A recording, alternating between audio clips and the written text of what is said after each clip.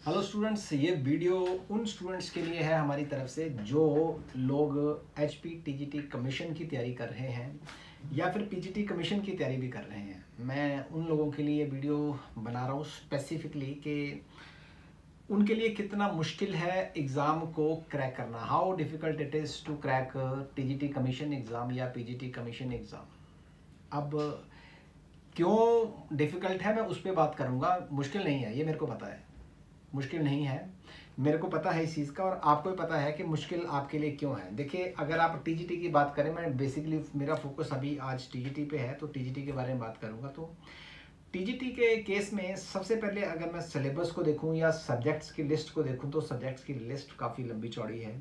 English है, हिंदी है, reasoning है, करंट अफेयर्स हैं, GK Himachal, GK national, GK international commissions हो गए। फिर उसके बाद हमारे पास ऑप्शन आती हैं मेजर सब्जेक्ट की, जैसे फिजिक्स है, केमिस्ट्री है, मैथमेटिक्स है, बायो, बॉटनी, जूलॉजी है, ये सारे चलते हैं। और उसके बाद फिर चाइल्ड पैडागोजी है, चाइल्ड साइकोलॉजी है, हिंदी है, इंग्लिश ग्रामर है। तो ये सारी चीज़ें आपको मतलब एक तरह से तैयारी करने से पहले एक बहुत बड़ा पहाड़ दिखता है। तो सबसे बड़ा सोल्यूशन इस चीज़ का ये है, सोल्यूशन भी साथ साथ बताऊंगा ताकि डिफ़िकल्टी आपको ना लगे। तो आप लोग क्या करें, जब भी आप प्रिपरेशन स्टार्ट करें तो प्रिपरेशन इस तरह से स्टार्ट करें कि आपने इजी टू डिफ़िकल्ट अप्रोच को फॉलो करना है। आप सब्जेक्ट्स की लिस्ट बनाइए। आपको लगता है कि ये वाली चीज़ें हैं जो जो आपके मेजर सब्जेक्ट्स हैं, उसमें सबसे बेहतर आपको कौन सा आता है, सबसे पहले आपने उसको स्टार्ट करना है, फिर आपने उस तरफ जाना है।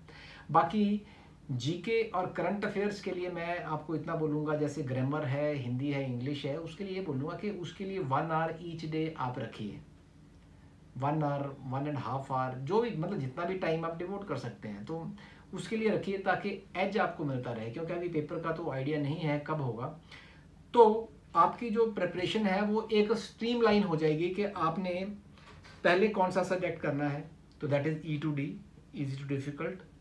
सेकंड, करंट अफेयर्स, मतलब रोजमर्रा की जो आपके पास न्यूज़ पहुंचती है वो करंट अफेयर्स हैं। जीके के लिए, इंग्लिश हिंदी के लिए आपने क्या रखा है, एक पर्टिकुलर टाइम फिक्स कर दिया है, स्लॉट डेली का। रही बात चाइल्ड पैडागोजी या साइकोलॉजी की, तो मेरे को ऐसा लगता है कि ये हर बच्चे का एक बेहतर सब्जेक्ट होता है, क्योंकि आप लोगों ने टीचर एलिजिबिलिटी टेस्ट जो टेट है, जो स्टेट का एग्जामिनेशन है, वो आपने क्वालिफाई किया है। और मैक्सिमम बच्चे ऐसे भी हैं जिन्होंने सेंटर का सी टेट भी क्वालिफाई किया हुआ है।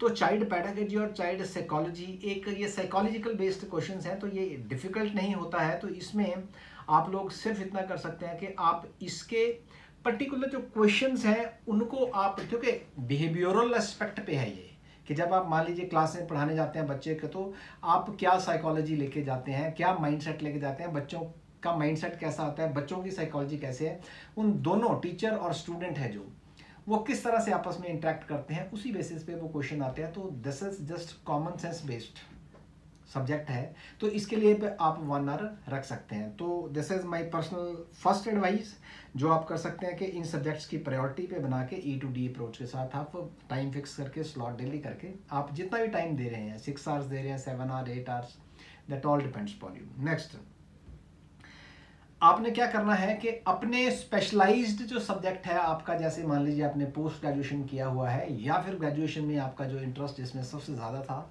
आपने उस सब्जेक्ट पे फोकस करना है और उस सब्जेक्ट पे फोकस करके आपने उसकी तैयारी करनी है। और आपने उस चीज़ को क्या करना है, उस पर ज़्यादा टाइम देना है। क्योंकि देखो, जो आपको चीज़ आती है ना, अगर आपको और ज़्यादा उसको स्ट्रॉन्ग करना है तो आपको उसकी रेपिटेशन, रिवीजन ज़्यादा करनी चाहिए, उस पर टाइम ज़्यादा फोकस करना चाहिए। फिर अप्रोच वही है ई टू डी वाली। नेक्स्ट हमारे पास है कि मार्क्स डिस्ट्रीब्यूशन। देखिए, ये भी एक बहुत बड़ा इंपॉर्टेंट फैक्टर है कि प्रीवियस ईयर के जब हम एग्ज़ाम्स का एनालिसिस करते हैं तो एनालिसिस करने के बाद हमें पता चलता है कि हमारे रिपीटेड टॉपिक्स, वो उनकी कंफर्मेशन होती है। कंसेप्ट रिपीट करते हैं पेपर में, क्वेश्चन रिपीट कभी नहीं करते हैं। तो वहाँ से जब हमारी रिपीटेड कंफर्मेशन हमें हो जाएगी कि इसमें से सवाल पूछे जा रहे हैं, तो आपने उस पर फोकस करना है। क्योंकि ये मैं इसको ऐसा मानता हूँ, नाम रखा मैंने इसका मार्क्स डिस्ट्रीब्यूशन एनालिसिस।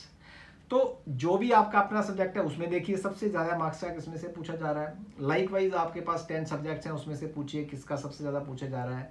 आपने इस तरह से मैनेज करना है। अब ये सारी चीज़ें देख के भी लगता होगा कि ये हॉच पॉच वाली स्थिति है, तो अप्रोच कौन सी रहनी चाहिए? Easy too difficult. मतलब जो चीज़ आपको पहले आती है आपने उसी पे फोकस सबसे पहले करना है, फिर आपने डिफ़िकल्ट, मतलब जैसे सीढ़ियाँ चढ़ते हैं, पहली सीढ़ी आसान होती है, फिर दूसरी, तीसरी, चौथी, पाँचवीं, छठी, तो लाइकवाइज आप वो सीढ़ियाँ चढ़ते जाइए, अल्टीमेटली कहीं ना कहीं पहुँचेंगे।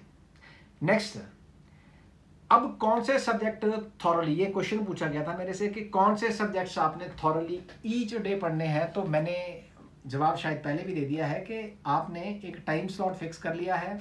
आपका मेजर सब्जेक्ट है जो आपको जिसमें आपका इंटरेस्ट सबसे ज़्यादा है, पहले वही करना है आपने, ई टू डी अप्रोच। एक और बात मैं आपको बताना चाहूँगा कि क्रैमिंग पार्ट ज़्यादा रहता है, जैसे जीके है, करंट अफेयर्स हैं, तो कमीशंस का जीके नेशनल इंटरनेशनल है, तो इसमें वही टाइम स्लॉट आपने जो फिक्स किया है आप उसको देखिए। ज़्यादा से ज़्यादा मैं कोशिश ये करूँगा कि ऑडियो सुनिए, अगर आप इसके बारे में सुन सकते हैं तो देखिए, विजुअल इम्पैक्ट तो रहता है, पढ़ना एक अलग चीज़ है, लेकिन ऑडियो भी आप सुनिए ताकि आपको पता चले कि कौन कौन सी घटनाएं हैं जो करंट अफेयर्स हैं, जो मेजर हैं, उनके ऊपर आप कर सकते हैं। बाकी डिफ़िकल्टी इसलिए भी आती है बच्चों को क्योंकि 10 सब्जेक्ट्स हैं तो डिफ्रेंशिएशन इतनी होती नहीं है कि लेवल क्या है। तो लेवल देखिए हर बार एग्ज़ाम का अप जाता है, और टीजीटी का हिमाचल में खासकर जो लेवल है दैट इज़ वेरी गुड, तो पीजीटी का लेवल तो उससे बहुत ही ज़्यादा हायर है। अगर ये अप जा रहा है तो इसका मतलब ये है कि डिफ़िकल्टी आप लोगों को ऐसा लगता है कि क्या होगी, ज़्यादा होगी, लेकिन ऐसा नहीं है, क्योंकि आप लोगों ने पोस्ट ग्रेजुएशन की हुई है, जो आपने पढ़ा है सवाल उसी में से पूछे जाते हैं। तो इसको ठीक करने का तरीका यही है कि आप इजी टू डिफ़िकल्ट अप्रोच को फिर एक बार फॉलो करें और आप अपने क्वेश्चंस को जो है वो एड्रेस करें। अगर आपको लगता है कि आपके पास कोई बच्चा ऐसा है जो, मतलब मैं नेक्स्ट क्वेश्चन है, जैसे कि कई बच्चों का सवाल ये होता है कि गैप ईयर बहुत है जी, बहुत साल हो गए, हमने इस टाइम तक पहले बीएससी की थी, फिर बीएड किया, फिर सीटेट अभी क्वालिफाई किया, या फिर ग्रेजुएशन पोस्ट ग्रेजुएशन बहुत पहले किया है, मदर्स हैं कई, तो कई मैरिड हैं, जॉब पे वर्किंग हैं, तो उन लोग के लिए क्या टाइम फिक्स करना चाहिए। तो मैं ये प्लीज़ सलाह दूंगा कि अगर आप लोग अभी फ़िलहाल ये चीज़ कर रहे हैं, ये डिफ़िकल्टी फेस कर रहे हैं और आपको लगता है कि आपके लिए टाइम नहीं निकल पा रहा है, तो उसके लिए मैं सिर्फ मैनेजमेंट के लिए, टाइम मैनेजमेंट के लिए एक बात बोल सकता हूँ कि देखिए, आप लोग सुनते रहिए, क्योंकि मैं आपको एक कहानी भी सुनाऊंगा कि आप लोग चीज़ों को, जैसे हमारे रिकॉर्डेड लेक्चर्स हैं, आप उनको देखते रहिए, सुनते रहिए, समझते रहिए, आप उस पर टाइम लगाइए। मैं एक कहानी छोटी सी शेयर करूंगा कि अभिमन्यु का नाम आपने सुना है महाभारत में, तो जब वो माता सुभद्रा के पेट में था, तो जब अर्जुन उसको कहानियाँ सुनाया करते थे कि चक्रव्यूह को कैसे तोड़ा जाता है, तो वो सुनता था उस चीज़ को। तो ये जो पौराणिक कथाएं हैं या फिर ऐसी स्टोरीज़ हैं, ये हमें प्रेरित करने के लिए हैं, और एक इसका मतलब ये है कि हमारे दिमाग में सबकॉन्शियसली ये चीज़ें फीड होती रहती हैं।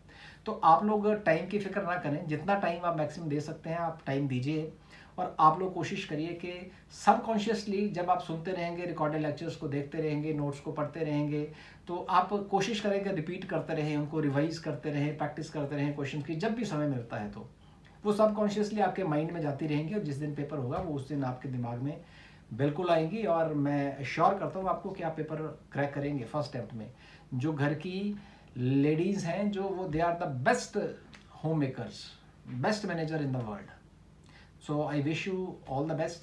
सारे लोग तैयारी करें, कोई भी डिफ़िकल्टी आपको आ रही है तो कमेंट सेक्शन में कमेंट करें और पूछें, आपके सवालों का जवाब हम ज़रूर देंगे, और मैं ऑल द बेस्ट कहना चाहूँगा सबको, ताकि आप लोग अच्छे से तैयारी करें और पेपर फर्स्ट अटेम्प्ट में क्रैक करें। Thank you very much.